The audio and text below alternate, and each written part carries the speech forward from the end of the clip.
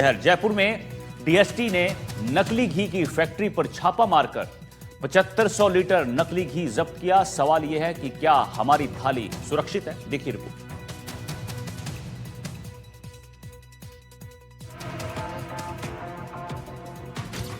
नकली घी फैक्ट्री का खुलासा। 7500 लीटर मिलावटी घी जब्त। नकली ब्रांड लेबल और पैकिंग सेहत के लिए बेहद खतरनाक। पैकिंग असली, फैक्ट्री भी असली और ब्रांड भी बड़ा। फैक्ट्री के अंदर खेल भी बड़ा, सब कुछ असली जैसा। यहाँ घी की पैकेजिंग का काम चल रहा था। घी ऐसा कि रंग, खुशबू और बनावट सब कुछ असली जैसा। लेकिन रिपोर्ट में ये घी नहीं, सेहत का दुश्मन है। डीएसटी को लंबे समय से शिकायत मिल रही थी कि बाजार में सस्ते दामों पर घी बेचा जा रहा है। जांच में सामने आया कि असली पैकेजिंग वाले में अंदर का माल नकली है। सरना डूंगर में नकली घी तैयार किया जा रहा था। छापे के दौरान 7500 लीटर नकली घी नकली ब्रांड के रैपर बरामद किए गए।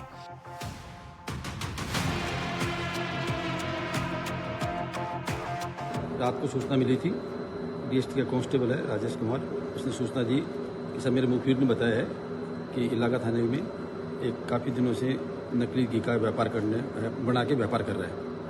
इस पर मैंने उच्च अधिकारियों को सूचना दी और खाद्य विभाग को सूचना दी और जो भी प्रोडक्ट की सूचना दी उनके संबंधित उन विभाग को सूचना दी।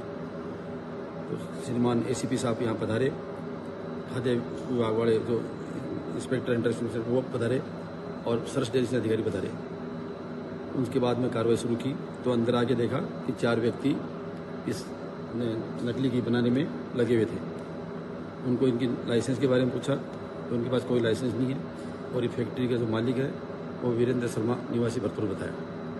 उसके पश्चात कार्रवाई की तो लगभग 6500 लीटर ब्रांडेड कंपनियों के नकली घी तैयार था और 750 तैयार शुदा था, लेकिन उसको ब्रांड नेम नहीं दिया था। आप इस फैक्ट्री को पूरी तरह से बंद रखते थे। पहले ये गेट है, इसको खोलना पड़ेगा। फिर इस गेट को खोलने के बाद ये शटर लगा के रखते थे। इसको भी जो पूरा है शटर लगा के इसको भी पूरा रखते थे, यानी कि कोई बाहर का बंदा परिंदा भी जो है वो पर नहीं मार सके। सरस घी आप देखेंगे, रेफर है, इसके अलावा कृष्णा ब्रांड है, इसके अलावा अमूल है, लोटस है। ये वो ब्रांड है जो हर घर में, हर रसोई में रहता है। यानी कि ये जो खबर है वो हर आम व्यक्ति से जुड़ी हुई है कि किस तरह से वो जो पैसा तो दे रहे हैं ओरिजिनल खाने के लिए, लेकिन उनके पास पहुंच रहा है नकली। तो वाकई ये बहुत एक बड़ा रैकेट है, एक बड़ी फैक्ट्री है जो सुरेंद्र। असली और नकली घी के इस खेल में पुलिस ने 4 आरोपियों को गिरफ्तार किया है।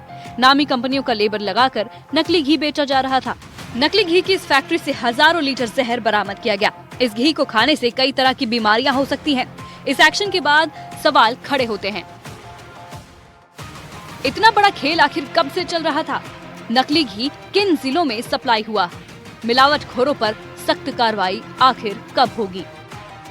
ये लोग क्या है जी, अंदर से बंद करके फैक्ट्री में अंदर से बंद करके, और सबसे पहले जो रॉ मटेरियल होता था इसको इस भट्टी पे गर्म करते थे जी। सिलेंडर लगा के भट्टी पे गर्म करते हैं। गर्म करने के बाद में इस पीपों को ला के और ये स्टील का जो ये है बनावट इस होल में डालते थे। यहाँ से ये गर्म शुदा था, इसको मोटर के द्वारा इस ऊपर वाली इस भट्टी पे इसमें से करके जी, और इसको मोटर के द्वारा इस पे चढ़ा देते पंप की सहायता से जी जी। और यहाँ पे जो ये लगा हुआ नोजल जी, यहाँ पे पीपों की पैकिंग होती थी, पीपे भर के यहीं पे पैक करते, सील लगाते जी, और ये पर वगैरह साइड में लगा के इनको करते थे। और जब छोटे इनको पैकिंग करनी होती थी जी, तो इस पाइप की सहायता से जी, नीचे से ये पाइप आ रहा है जी, इस पाइप की सहायता से इस मशीन में जाते हैं। इस मशीन के पीछे इस कंपनी का पैक करना होता था, उसका वो लगा देते मेटल, और सामने एक तरफ से ये इसे लोड होके और जितनी क्वांटिटी का है इसमें सेट कर देते थे। 200 ग्राम का बनना है, 500 ग्राम का बनना है या 1000 ml का बनना है। तो ये पैकिंग यहाँ होती थी, इस पैकिंग से जब से होके आती और इनको डिब्बों में पैक करके और सप्लाई। घी शुद्ध होगा तो सेहत बचेगी, वरना ये मिलावटखोर हर घर की रसोई को बीमार बना देंगे। अब सवाल साफ है, कार्रवाई सिर्फ छापे तक सीमित रहेगी या मिलावटखोरों को मिलेगी कड़ी सजा? जयपुर से दीपक चावला की रिपोर्ट, एनडीटीवी राजस्थान के लिए।